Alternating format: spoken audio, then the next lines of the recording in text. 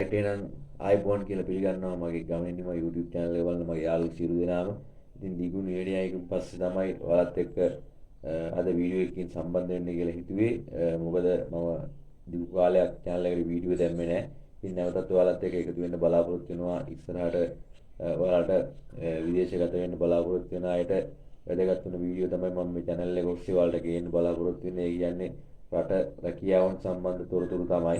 ඉතින් Romania embassy update වගේම ඊට අමතරව වෙනත් රටවල රැකියා සම්බන්ධයෙන් තියෙන ජොබ් වේකන්සි සම්බන්ධයෙන් තමයි මම මේ channel එක තුලින් ගොඩක් කතා කරන්න බලාපොරොත්තු වෙන්නේ. ඊට අමතරව ඔයාලා දන්නවා අපි සංචාරය වෙන බ්ලොග්ස් නම් මම එහෙමත් මම මේ channel එක තුලින් ඔයාලට ගොඩක් ගෙනල්ලා තියෙනවා.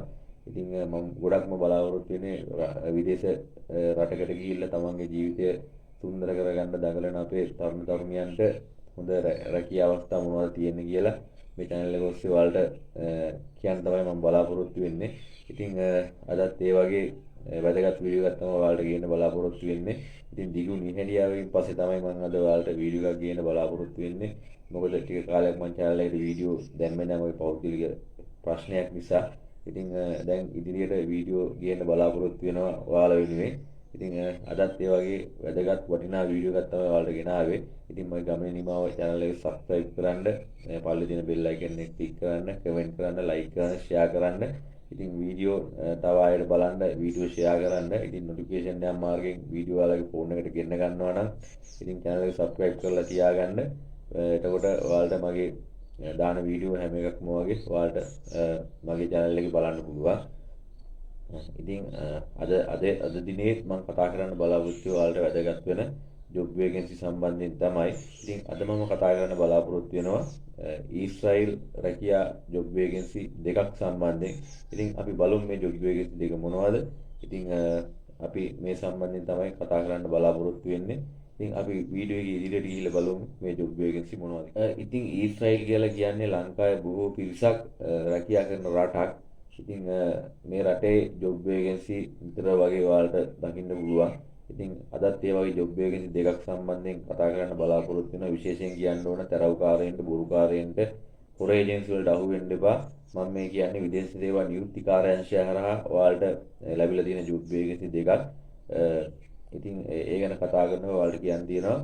එකක් තමයි සුපර් මාකට් ජොබ්. අනික තමයි රියදුරු රැකියා අවස්ථා. ඉතින් ඔය දෙක සම්බන්ධයෙන් තමයි අද මම කතා කරන්න බලාපොරොත්තු වෙන්නේ. සුපර් මාකට් ජොබ් සම්බන්ධයෙන් කතා කරනකොට ඔයාලට ඒකේ කැටගරි කීපයක්ම තියෙනවා. භාණ්ඩ පිළියෙල කිරීම, කැෂියර් ජොබ් එක, ඊට අමතරව ගබඩා පාලක. ඔය තුන තමයි තියෙන්නේ. ඊට අමතරව රියදුරු රැකියා අවස්ථාත් ගොඩක් තියෙනවා.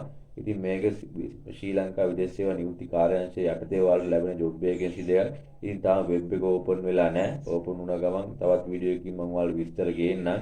ඉතින් මේ ජොබ් එකේ ඉතින් සුපර් මාකට් ජොබ් කියලා කියන්නේ භාණ්ඩ පිළියෙල කිරීම කියලා කියනවා නම් ඒක ගැන කතා කරනකොට ඉතින් භාණ්ඩ පිළියෙල කරනවා කියන්නේ ඔයාලා දන්නවා ස්ටෝර්ස් එකේ තියෙන භාණ්ඩ ගෙනල්ලා ඉතින් ඒ අපේ සුපර් මාකට් එකේ බඩු ඉවර වෙලා තියෙනවා නම් ඒවා ට්‍රොලි වල ගෙනල්ලා ඒ බඩු අඩු තැන් වලට අහුරන එක තමයි භාණ්ඩ පිළියෙල කිරීම කියලා කියන්නේ. ඉතින් ඒ කියන්නේ ඔයාලා හිතන්න හාල් අඩු වෙගෙන යනවා නම් ස්ටෝර්ස් එකට ගිහිල්ලා හාල් ගෙනල්ලා එතන හාල් ආය නැවත සකස් කරන්න ඕන. ඒ වගේ එළවලු අඩු නම් ස්කූල් රූම් වලට ගිහිල්ලා එළවලු ගෙනල්ලා එතන අඩු වෙන එළවලු නැවත මේවා කරන්න ඕන.